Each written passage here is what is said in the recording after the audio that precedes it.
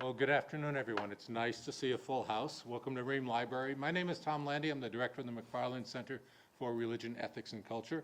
The McFarland Center sponsors and supports a range of lectures, discussions, conferences, other special programs that foster dialogue on matters of meaning, morality, and mutual obligation.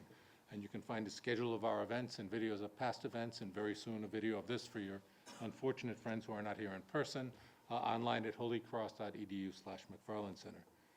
This afternoon, I'm really delighted to welcome Father Emmanuel Katongole to Holy Cross.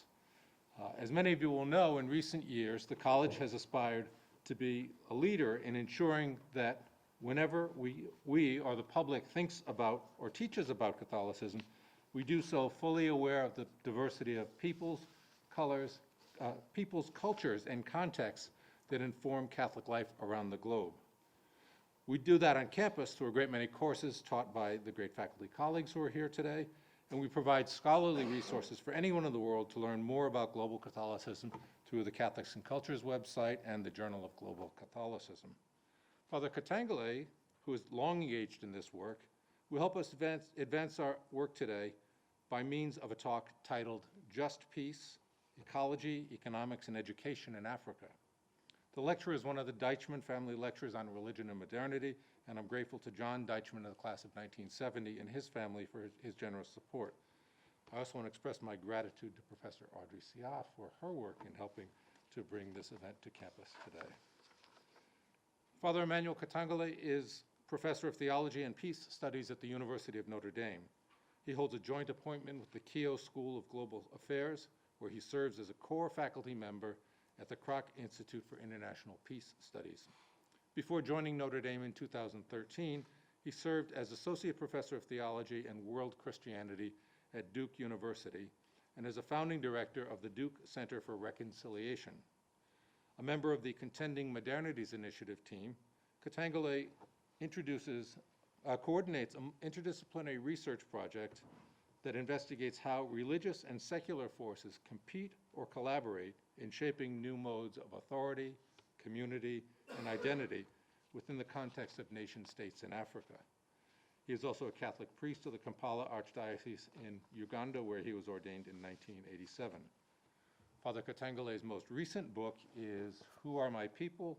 Love, Violence, and Christianity in Sub-Saharan Africa, which was published by Notre Dame Press in 2022.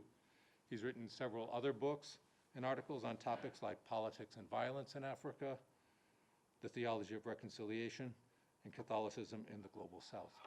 Please join me in welcoming Father Emmanuel Katongole. Thank you very much, Tom, for the warm introduction and the welcome. Thank you for inviting me here. I've had a great deal of the college. This is my first time to be here. So it is indeed a great honor and a joy for me to be here, and I'm very grateful to you, the center, and all your colleagues who have facilitated my visit here. I'm so happy to see many of you here. Also happy to see my friend, Professor Sear. What a joy to see you in your home context and be with you. It is indeed a delight to see many students this afternoon, and I look forward to the engagement around this important topic of peace. What does peace look like in our time? There are so many challenges to even understanding what peace looks like, let alone contributing to the efforts to bring about peace. As Tom introduced me, I've worked broadly in the area of peace, both from a scholarly point of view, writing and researching and publishing books around violence in Africa, around violence in the world, including Who Are My People?, The Sacrifice of Africa, that investigates a nation-state politics in Africa, and the endless cycles of violence, instability, displacement that are going on in Africa. Really always with the question, what difference does faith make? What difference does it make to be a Christian?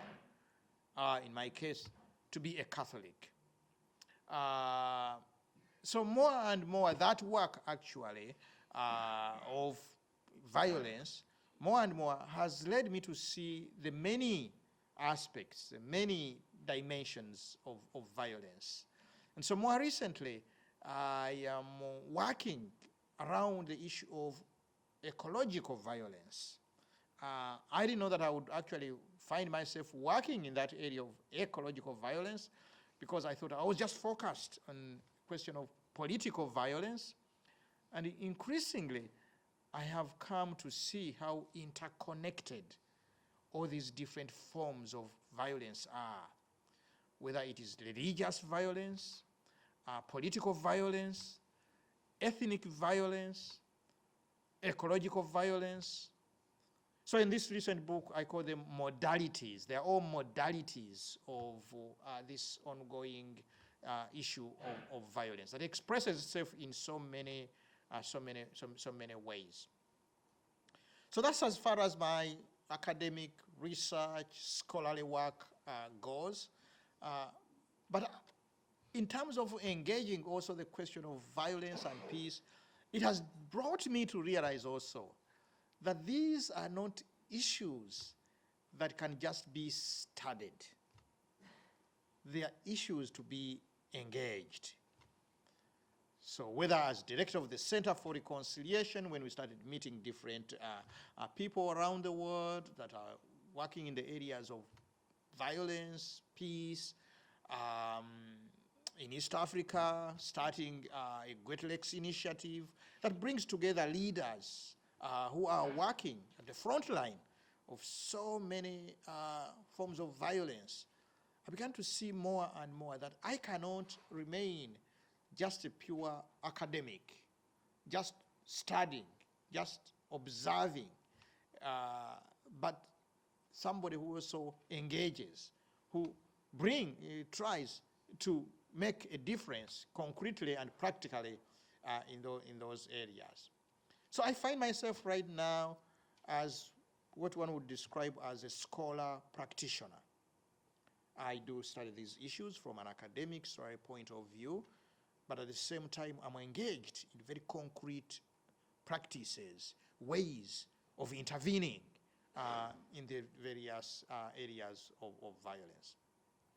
And so more recently, really paying attention, as I said, to the issue of ecological violence.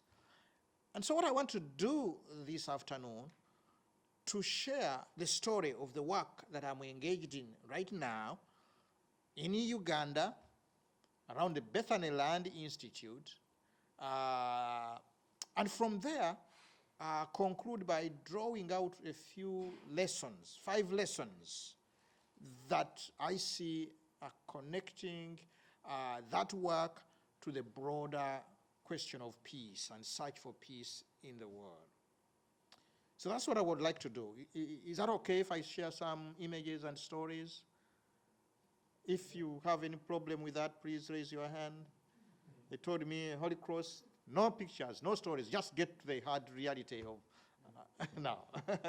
Yes, okay. So I want to share some stories, some pictures of the work that I'm currently doing in Eastern Africa around the issues of ecology, economics, and education, and tie that in with a broader discussion of the question of peace.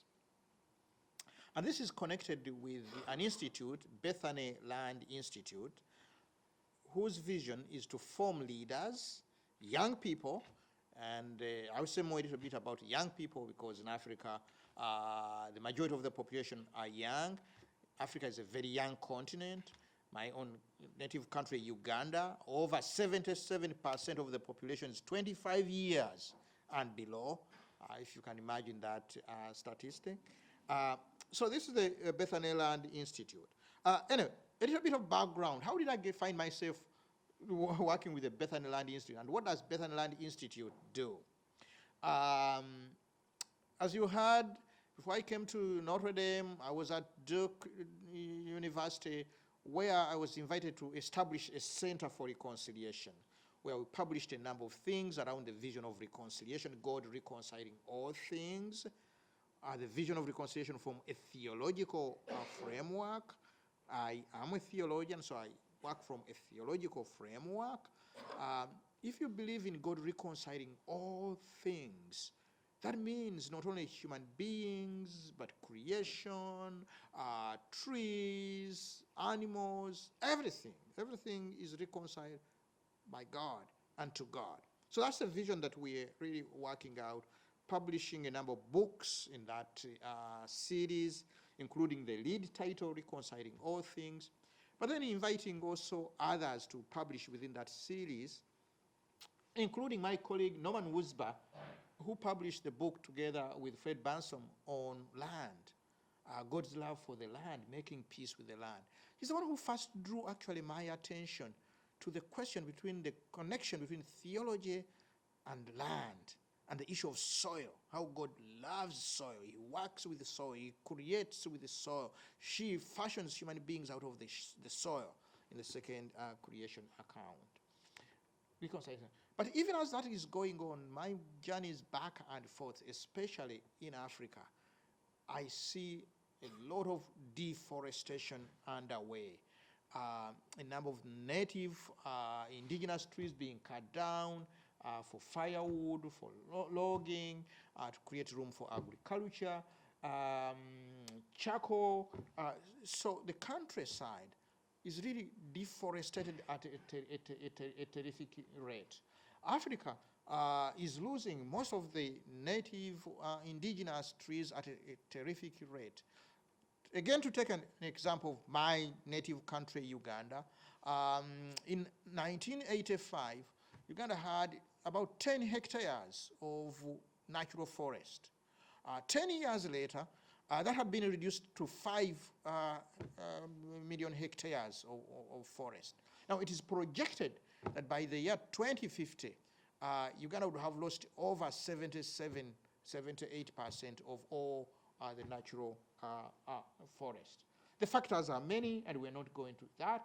But that picture to my left was taken actually near the home where I grew up. That used to be a natural forest. Now it has all been cut down. That used to be a beautiful stream, and that's where we would collect water. The effect of that deforestation, you can see it in the crops in the village, but increasingly so you can see it in the so many landslides that are washing away our communities. For example, this community. But connected with that, actually, the more I observed and studied that, connected with that, the more also of many young people leaving rural communities, going into the cities, looking for work, looking for the promise of progress, of money, of success. The problem is they never really get into the cities. They are trapped in these so-called informal settlements or slums. Cities in Africa are growing at a terrific rate. Slums are even growing at a much terrific rate. The ecological footprint in these slums, the poverty, the unemployment, the social unrest, this is the breeding ground of most of these social unrests, of rebels and things like that, is just obvious. But beyond that, there is a spiritual question that I see. I don't know whether you see it on the faces of these young people, unemployed, without any place of staying. So what I see is a question mark. Who am I? Why am I here? These are deep existential spiritual questions in a way that is really going on. And so I've spent some time really studying the whole phenomenon of slums in Eastern Africa. And this is the face of poverty, the face of the environmental degradation. All come together in the sense of political unrest. This is just a map kind of showing you the growth of cities in Africa and the proportionate growth of slums It is projected, for example, as you see, that Africa's 1.1 billion by the year 2050 is going to double, and 80% of that will live in and around cities, over 60% of those around slums. So slums growing at a terrific rate. So, in 2012, I was celebrating 25 years as a priest, and so we were on a retreat, so I approached my colleague, Father Cornelius, the guy to my left here, and asked him whether he knows a place where I can buy 10 acres of land. So he said, why do you need land? And I said, because I need to plant a forest. He said, a forest? A professor at Notre, why do you want a forest? I said, I wanted to plant a forest to replace the forest that I knew growing up. Because every time I would go back to visit family, my mother and others, I would just kind of get into a battle with the people that were cutting down the trees. And I was getting angrier and angrier and angrier. And I said, I need to deploy this energy into something more positive. And then he started talking. I said, well, you know, you can plant the trees, but you need an education for people to really get a sense of that we need to take care of the environment, of our home, that we need, in a way, to value simple lifestyle, like in the villages. Because many of the young people moving away from the villages are not only driven by the promises of economic well-being, but they are also driven by an ideological mindset that many who have gone to school, in a way, imbibe, that the village is a place of hopelessness, of backwardness, of primitivity. So if you have gone to school, there is no place for you in the village. The village is a place of failures. So we wanted to, he was saying, we need to change that mindset, actually. And so I was listening. And then another colleague, Father Tony, rest his soul in peace, since passed away, would say, well, you guys are good philosophers and things like that, but unless you have economics, you can plant, Emmanuel, you can plant all the trees that you want, but people are going to cut them because they have to feed their families. They're going to make charcoal out of that so that they can get some income. If you don't introduce an economic element within it, all these efforts at ecological repair and so on, all the efforts at peace, without an economic dimension, they cannot be sustainable. So we started talking about the 3 E's, economic, environment, economics, and education. And we bought some land in the community. I was really committed that I'm going to plant at least 10 acres of that into a forest. Cornelius was saying, we need to build a school. And Tony is saying, hey, let's think about an economic dimension as well. So we think about a farm where we could educate young people, work with the young people. So we are kind of going on around the 3 E's until this gentleman, in 2015, published the encyclical Laudato Si on the care of our common home. And he was able to bring together a number of things that we had been thinking about without having the language, without seeing the connection.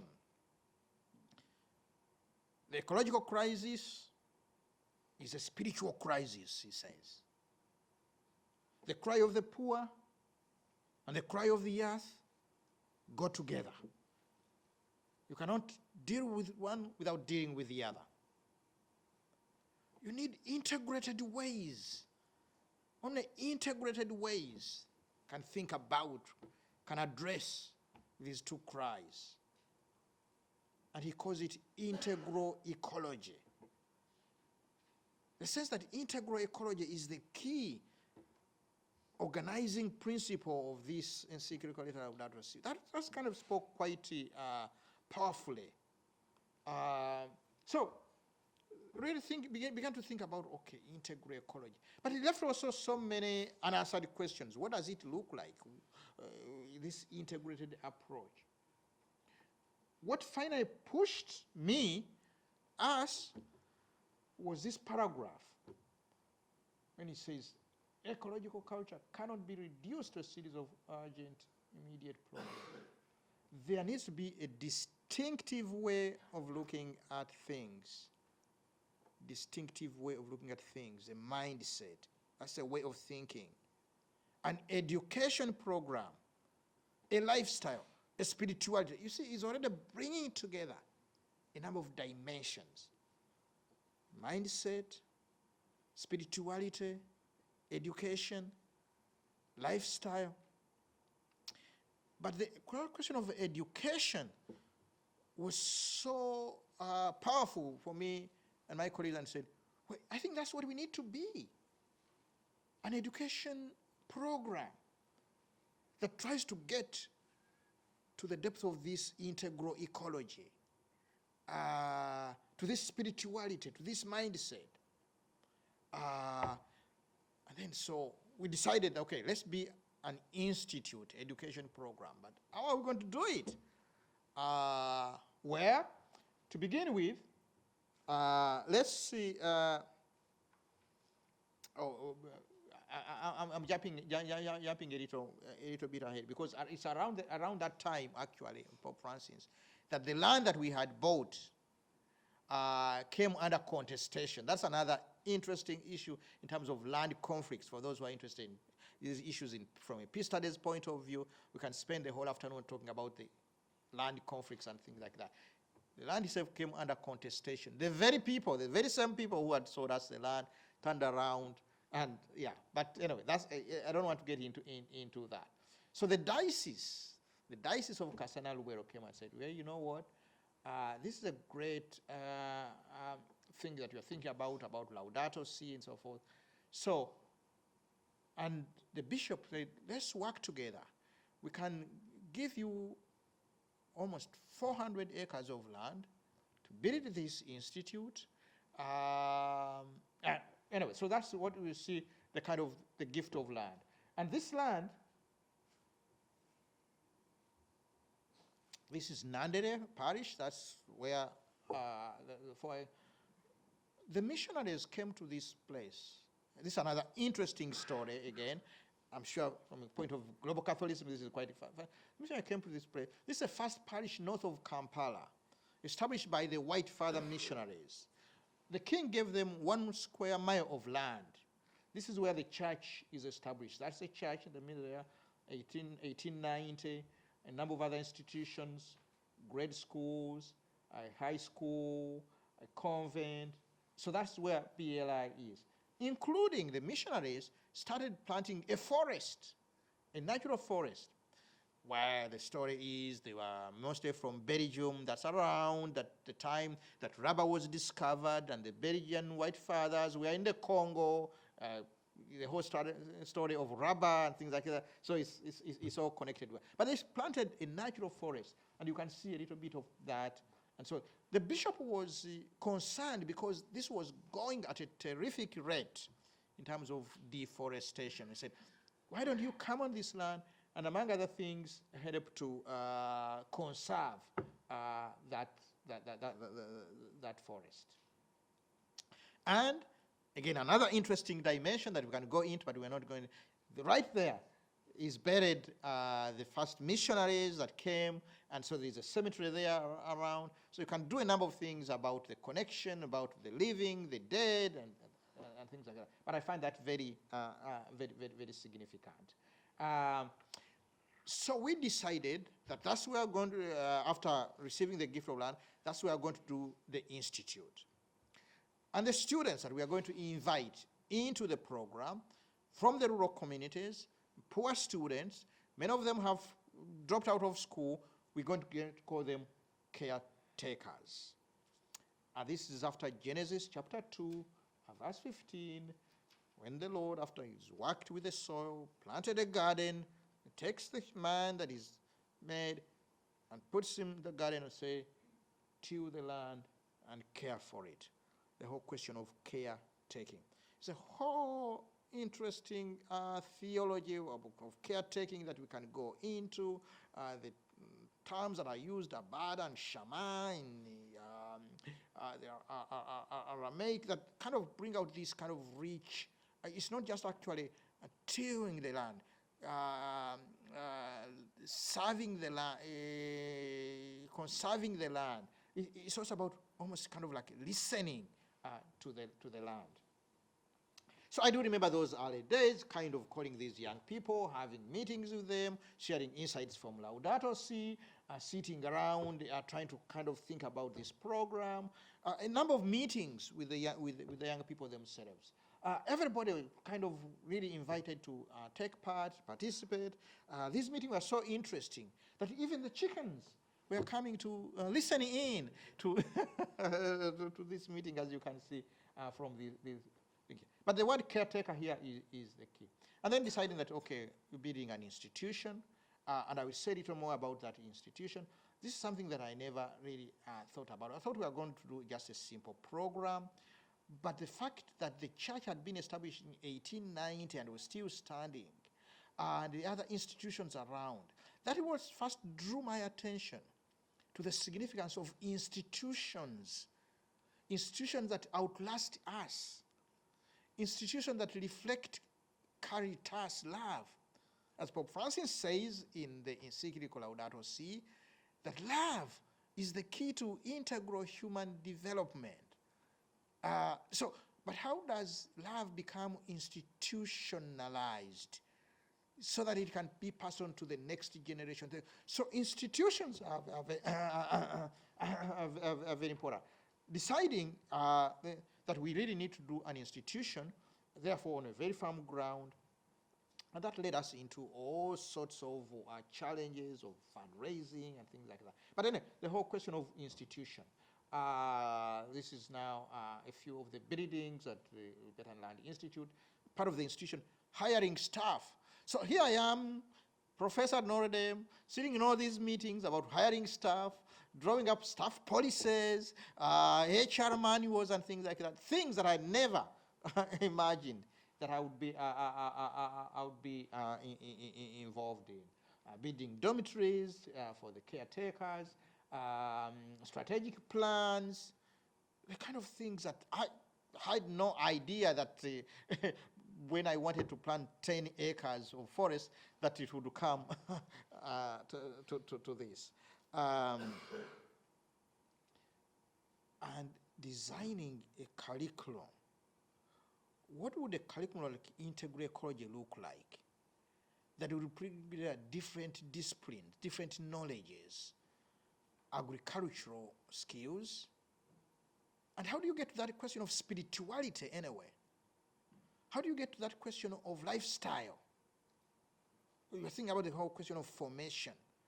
So calling different experts, those who are in the agricultural field, those who are in education, to kind of really think about a curriculum that reflects what Pope Francis is calling for in Laudato Si, a kind of integral ecology, that education program. Because there was nothing, there's no blueprint, it's an invitation. So anyway, imagining that, thinking about that, setting up offices, bank accounts and things like that, and then finally opening the institute 2 years ago. This is the day of the opening, and the bishop with the caretakers. A great day marking the beginning of the formal training at Bethany Land Institute.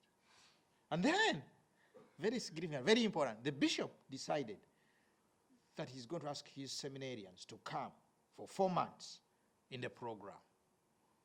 Oh, this is interesting. This is the first day the seminarians are at the institute. You can see all of them, they are there wondering, why are we here? What are we doing here?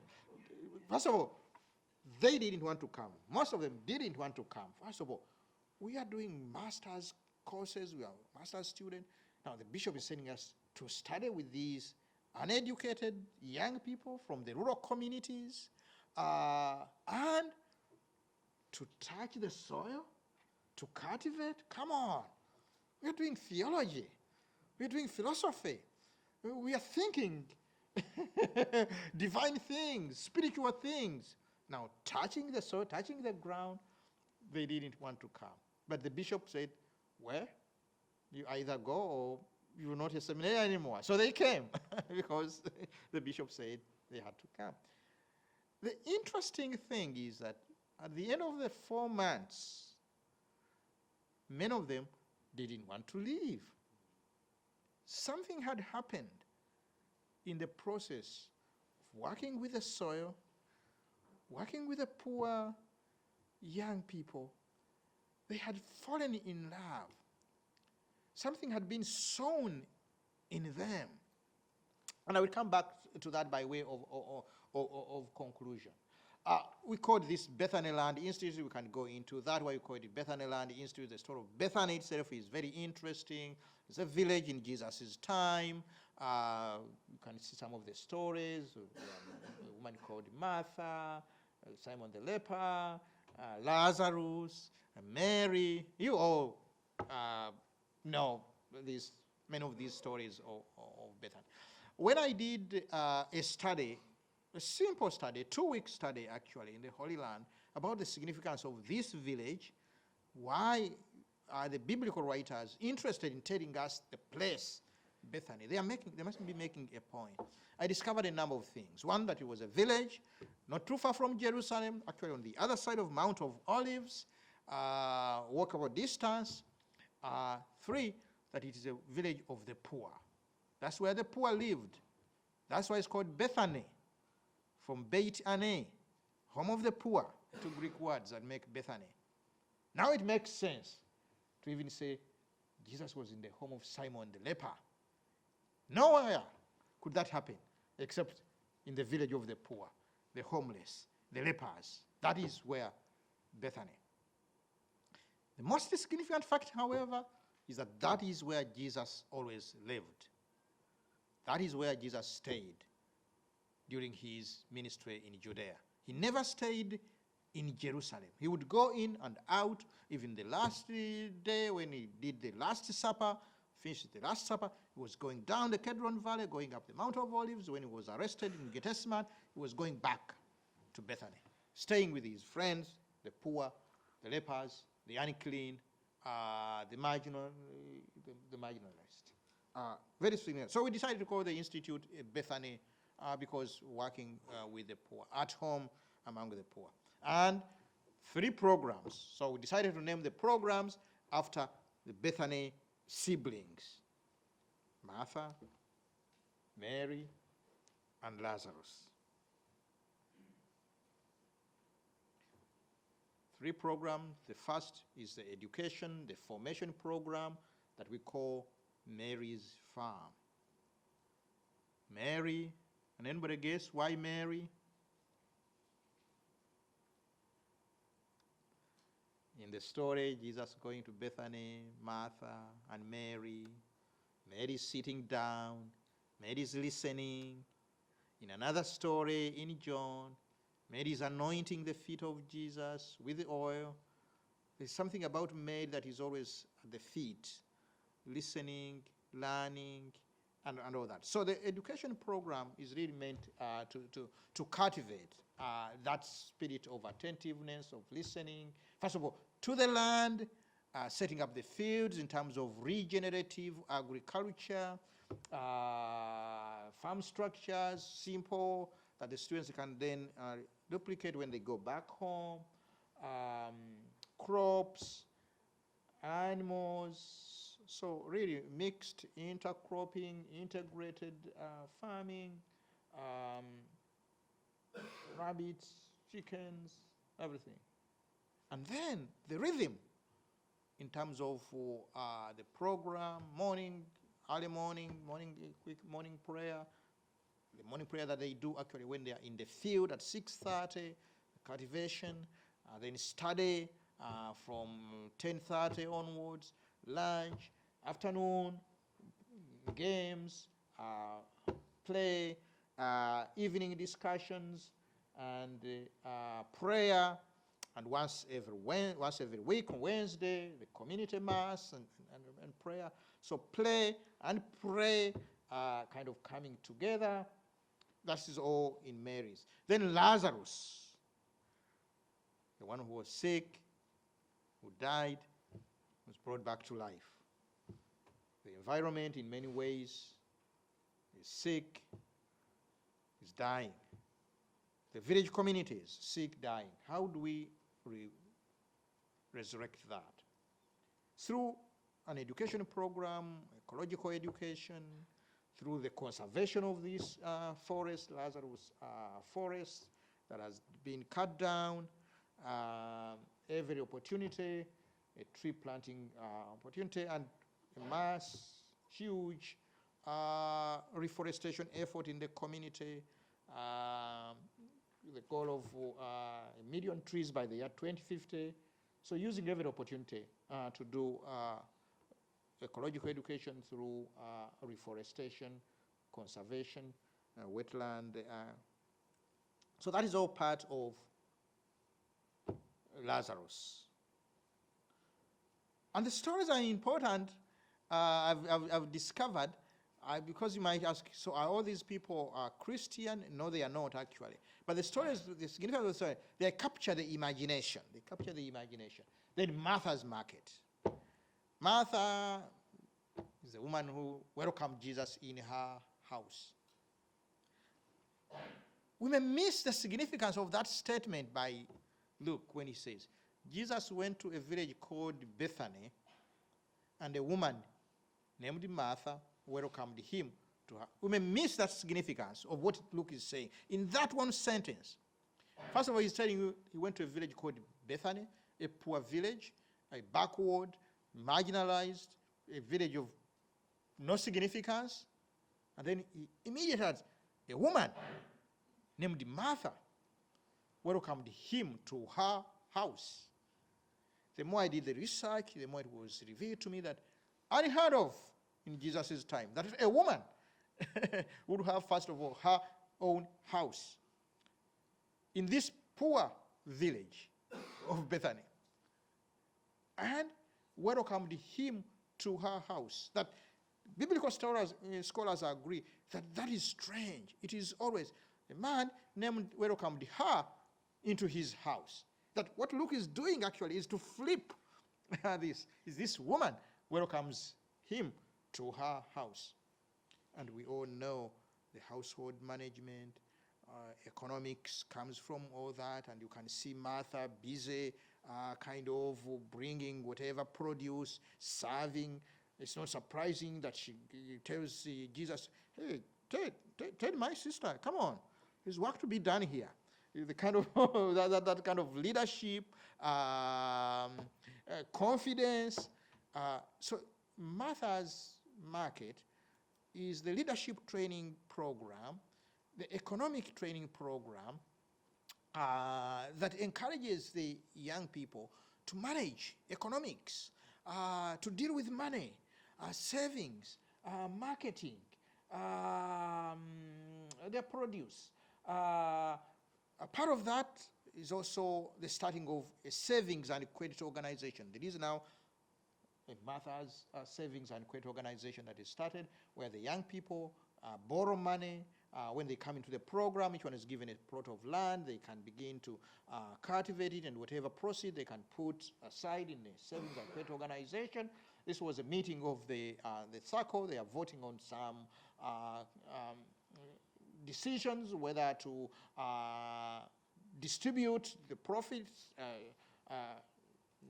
100% or only 50% of that, so that the other money can be in a way reinvested. So Martha's Market is all that economic, commercial production, the marketing, and things like that.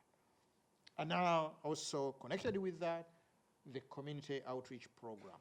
The goal is to transform these rural communities through an outreach program that works with the schools, with the community organizations, with the families, with the institutions, with the civic leaders at the district, and so forth, and so on. You can see some of the caretakers working with the village communities, teaching them a soil experiment. How would you tell the good soil from the bad soil? Yeah, so that's BLI in a nutshell. Here's some just random pictures of caretakers. This was the graduation this past July of the first cohort, the first group of students, 8 students that came into the program. This is their graduation. And then to the left, you can see 2 of them. Alice on the top, who is now gone back to her community. She started a small farm on her mother's place. And then the Flavia also works now on her farm with the women in the rural communities, hoping that through this program, through these caretakers, through these young people, a whole new regeneration will begin to take shape in the rural communities and so forth. So there are other resources that I can point to. But anyway, so what am I learning from this in terms of the broader issues of peace in the world? By way of conclusion, 5 elements, 5 lessons are becoming very, very obvious to me. First of all, how everything is interconnected. Horst Ritter and Melvin Weber coined the term wicked problem. That whatever problems we face these days are wicked problems. A wicked problem is a problem that cannot very easily be defined, and that, to which you cannot find an easy answer. It is opposed to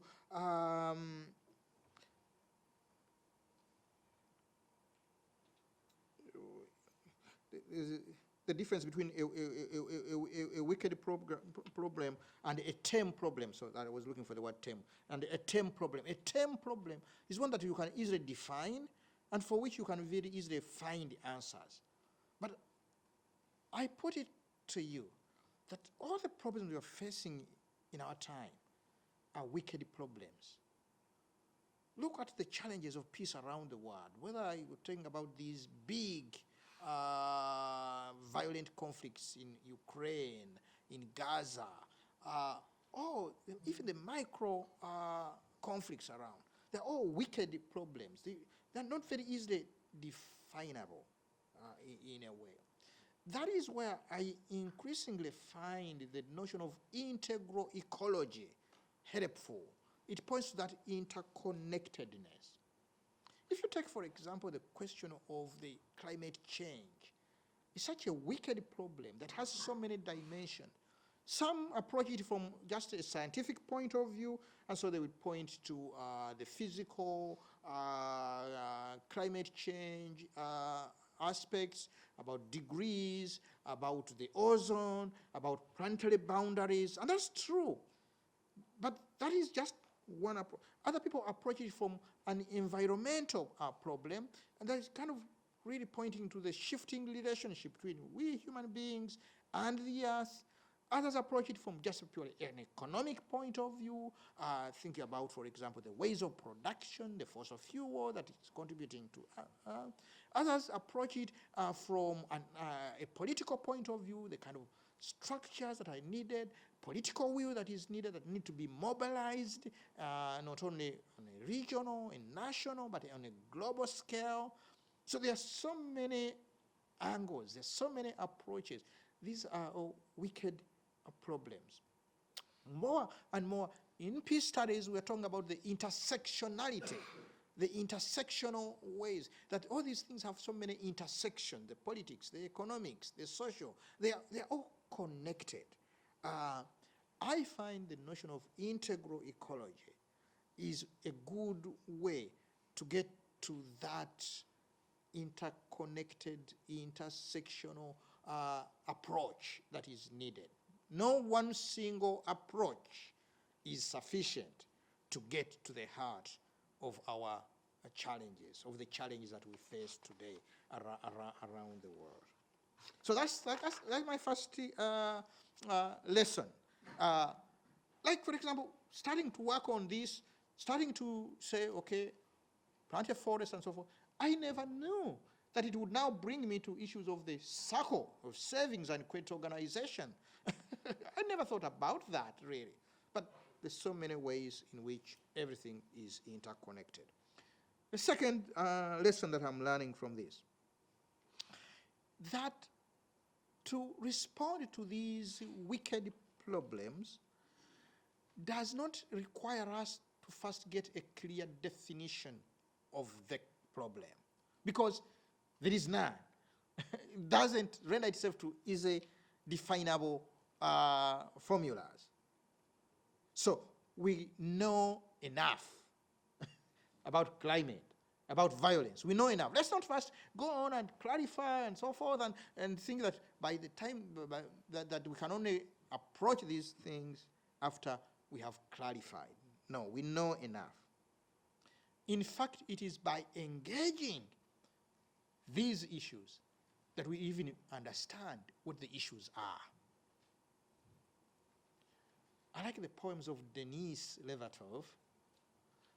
In a beautiful poem, Making Peace, that some of you may be familiar with, she writes, "A voice from the dark called out, the poets must give us an imagination of peace to oust the intense familiar imagination of disaster.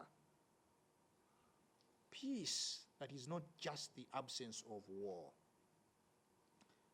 And she writes, and I like this, "But peace, like a poem, is not there ahead of itself." Peace, like a poem, is not there ahead of itself. Can't be imagined before it is made.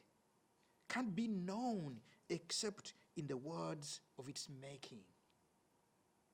This is the poesis. It is in the very making of the poem that the poet begins to know what the poem is.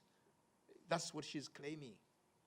So for us to understand peace and what approach we are going to take to peace and so forth, yes, we can study, and that's good. We have some concepts and so forth, but it is by engaging, because peace is not there ahead of its own making, of its making. So the engagement is part of the task of understanding what we need to build peace.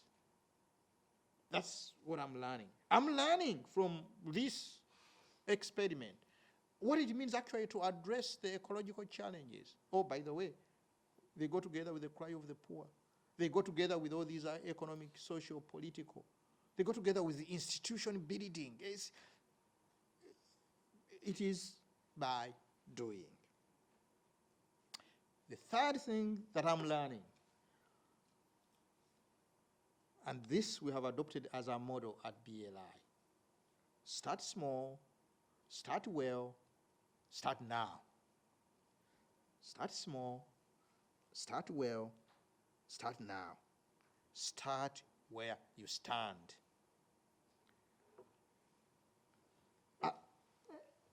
The story of Alice. Alice is a 20-year-old young woman. She's one of the first cohort, a member of the first cohort. She did not want to come to BLI. Her mother forced her to come. She was in Kampala with an uncle. She was tending to a small supermarket, and then COVID hit. Everything came to a standstill. She came back to the village, waiting out for COVID to end so that she can go back to Kampala. And the mother said, "No, there is an institute that has opened actually 2 miles away. You should go and try it out." She said, "No, mother, that's not my thing. Cultivation, digging, no." The mother said, "Where? You need to go." So she came. After 1 week, she went to the director and said, "No, I'm going back home. I can't cultivate. I can't dig. This is, my nails, my whatever, and so forth." The director pleaded with her to stay, and she stayed 3 days. After 3 days, she went back to the director and said, "No, I'm going."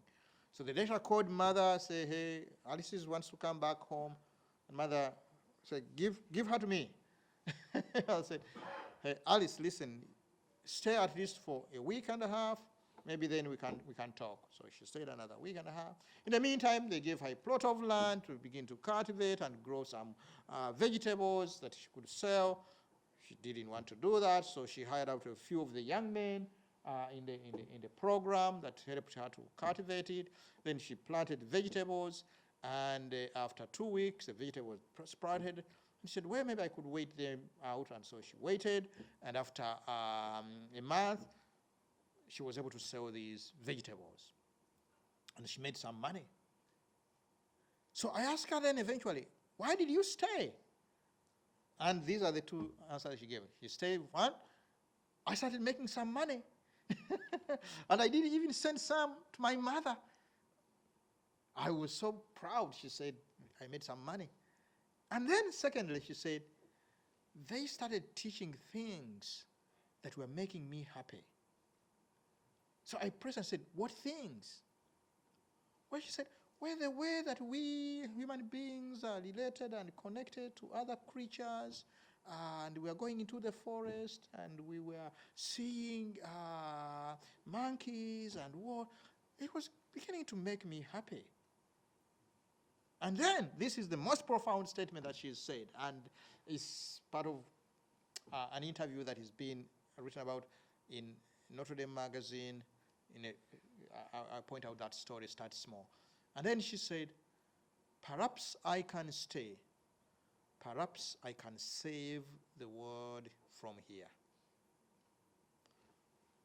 20-year-old girl talking about saving the world from here. So stayed in the program. She's now graduated. She's back at home. Her mother has given her 3.5 acres of land at her place for her to experiment with. She's been learning in terms of regenerative agriculture. So she grows vegetables, onions, and she has 2 pigs, and her house is next to a school. So every week she goes to talk to the teachers, to the students in the school. They come and learn from her a small plot of land. And she also says, I'm making some money too. Okay. And on Sundays, her mother is an elder in a Presbyterian church that is not too far. They have given her a spot. She has asked for a spot, and they have given her a spot. Every month, she goes and talks to the church about the need, for example, to take care of the environment and to pick up trash and plastic, eat regenerative, organic food. And she says, I don't even know that I could stand in front of an audience and speak. But what I want to come back to is her statement. Perhaps I can save the world from here. Wherever you are, there. Start there. Start small. Start well. Start now in terms of building peace. The fourth lesson that I'm learning is the work of peacemaking, the work of building peace is humbling work, is small, is humble. At times when we look at the realities like Ukraine, Gaza, we may really get discouraged. Wendell Berry is a farmer in Kentucky, been a key advocate. I'm sure many of you know the name Wendell Berry. Major force in terms of advocacy, in terms of farm, regenerative agriculture and things. And after all these years of that work, he comes to the conclusion and he writes, the real work of planet saving will always be small, humble, and humbling. But in as far as it involves love, it will be pleasing and rewarding. The real work of planet saving will always be small, humble, and humbling. But insofar as it involves love, pleasing, and rewarding. And then he adds, its jobs will be too many to count, too many to report, too many to be publicly noticed or rewarded, too small to make anyone rich or famous. But as far as it involves love, it's pleasing and rewarding. I'm learning this from this work over these last 8-9 years. How rewarding, actually, these kind of efforts are. How enriching. Not in terms of the visible impact. There is a lot of visible impact, definitely. Like, for example, the conservation of the forest, the stream that had dried up now is coming back and things like that. There's a lot of that. But in terms of inner reward, that is the heart of peace building. The spirit, the soul, the inner. And finally, planting peace, sowing peace. What we're doing in this ecological experiment is really sowing, is really planting, a lot of tree planting, nursery and things like that, crops and so forth. But peace is also a seed that needs to be planted. And as Oscar Romero reminds us, that is our invitation. We plant seeds that one day will grow. We may never see the end results, but that's okay. The question is the planting seeds that one day will grow. And Wendell Berry adds another important aspect to this question of planting.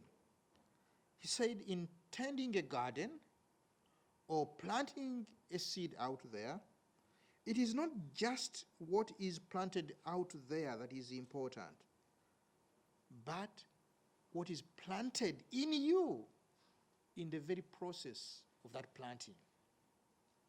It's not just the planting out there that is important, what is planted out there that is important, but also what is planted within you. The seeds of gentleness, compassion, tenderness, non-violence, all of the things that get planted within us in our small efforts of building peace. And that is important. We may not be able to solve the Gaza war, but in whatever efforts that we are making, it is what also is planted within us. I think that is what Pope Francis is calling for, is making reference to when he talks about a revolution of tenderness that begins with these efforts of planting. So, my dear friends, go, plant. Start now, start small, but start well. Nevertheless, start or continue. Thank you very much. And thank you for sharing that wonderful story of integral ecology. I'm familiar with similar projects in India, and one of the problems is that land is very scarce, and that land is not equally distributed among the population. And so whenever a project like this is established, landowners get very, very upset. And I'm wondering if that was the case in your experience, or just more generally, what the social resistance, if any, there was to this project. Yes, thank you very much. And that can go back to the question of the disputes, the land disputes. Mm-hmm. Land is scarce, and it's going to increasingly become very, very scarce because the population is growing and land is not growing. So in our own case, when we when we bought the 60 acres of land, as I said, the very people that had actually sold the land, they're the one that turned around. I think they got wind that we are going to do a project in the community, and they suspected that this might actually be a way in which they can make some more money than what they had originally sold the project for. We had originally thought and required that for the caretakers to come into the program, they either have to have a piece of land or their family would have to promise a piece of land where they can go back. We are finding out more and more that that is not the case, again, because of what you are saying. So here we are, in a way, kind of really in the midst of all these issues of land that is so scarce these days, but at the same time hoping to help the farmers and others in the rural communities take good care of the land, take care of the soil. And that's what we are insisting on, these kind of regenerative practices without use of chemical fertilizers or pesticide that in a way kind of kill the health of the soil. So our caretakers are part of that. Those who are able to find some piece of land, usually maybe 1/8 of an acre now, and they can rent it for a year. The goal is that they can help other farmers in the community who have land to take care of what they have. But you are right, there is a lot of challenges, controversies, and conflicts when it comes to issues of land. At the same time, the people in the rural communities, land is the only place that in a way grounds them, not only in relation to family, those who have gone, those who are to come in the future, but also in terms of any economic livelihood. So how best do we need to take care of that in terms that it can ensure the future sustainability of their communities? So that's where the challenge, the dynamic in which we are finding ourselves as a land institute. Again, we didn't know what we are getting into when we named ourselves a land institute. Now we are just smack in the middle of some of these challenges that are connected with land. Great. Thank you. Hi, my name is Josh. I'm a second semester senior. But I thought it was interesting that you just said, like, start small, start now. And you have an audience of a good number of college students who have a lot of political will and energy. And so I think that if you had a chance, like you have a chance right now, like, because we live in a very urbanized area, that it would be hard for us to do something like the Bethany Land Institute is currently doing. But if you had a suggestion do you have any suggestions for what kind of examples to get involved would be? Yeah, I shared the story of what I'm working on. Not primarily that you should do something like this. Again, for me, it was the context of where I found myself that led me to this. So it's the context of where you find yourself in the political, social context of a town where you are that in a way will reveal the challenges. I'm sure some of you are connected with the politics of Worcester, so I don't know how that looks like. The environmental challenges here are different from the rural communities. The challenges of peace, the challenges of the poor, the Bethany, the Lazarus of this world, the marginalized, those without homes and so forth. Isn't it a shame at this day and age that there would be millions of people who go without food, without shelter? So the building of peace takes so many forms and shapes. Some it might be here within on campus. The question of the division, the increasing polarization in our political system between conservative and so-called liberals, Republicans and Democrats. That's a province that it requires poets to bring in a new imagination of peace. So it's endless. And for young people with incredible resourcefulness and energy, as you say, I'm sure there's so many ways in which they can discover a gap. The question is discovering a gap. Where you are, where you can say, yeah, perhaps I can save the world from here. It requires also a little ambition, a little audacity. But this is a time for audacity. That's what we need. Like Alice, I can save the world from here. I'm sure there's so many gaps that you see and say, yeah, I think I can do something here. So I love to explore and figure out, yeah, what are the challenges that are in this community? Where do you feel? But also, and this is where also the discernment, really, the discernment. We are all fitted differently, called differently. I think God fits us differently for the kingdom. So the kind of things that, for example, pull at your heartstring are different from what may pull her and things like that.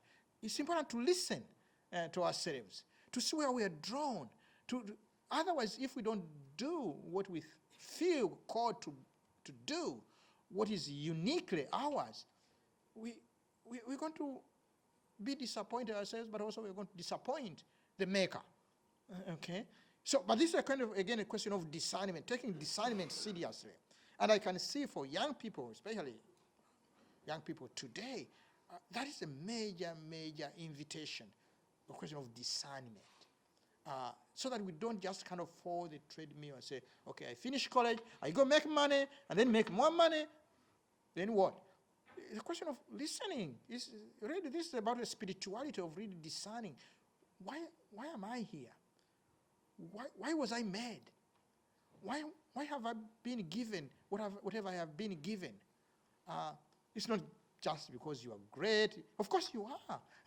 No doubt about that and so forth. But there is always a purpose for that. So anyway, it's a question of discernment, looking, discovering where you can be a poet. Thank you. Hi, you talked about kind of the ideological issues that the youth in Africa were having. Like, what ideological issues do you see of the youth in America that you would like to address? Like, if you had to summarize it. Wow, ideological issues the youth in America have to make.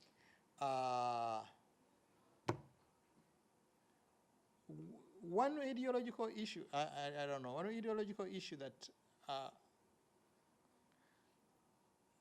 I feel many young people feel, and I see it from my university in Notre, where we have the Mendoza College of Business, and many young people feel when they first come to the university that they need to go to study at Mendoza, and their parents also feel that you need to go study something where you can make money. So they tell some of the students who are doing humanities, humanities? What is that? How are you going to live? And so forth and so on. I think there's a sort of internalized pressure to make money. I think, yeah. And the courageous ones, a year or two, sit down and say, well, no, my parents are going to be mad, but I'm not going to continue with with this because I don't feel my heart is in there. But there is that there is that pressure, definitely, yeah, among the youth now. Yeah. I'm sure they can. I think about other ideological issues. Thank you. Thank you very much.